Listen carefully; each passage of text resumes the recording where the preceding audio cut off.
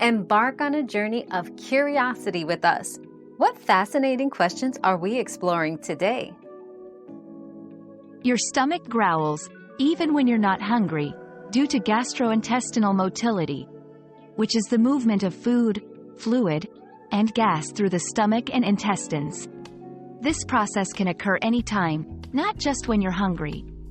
It's your digestive system's way of cleaning house, moving along the remnants of your last meal to make room for the next. Drinking water or eating a small snack can sometimes quiet the noise if it becomes bothersome. Another mystery solved, but many more await. Keep up with our daily discoveries by subscribing and turning on notifications.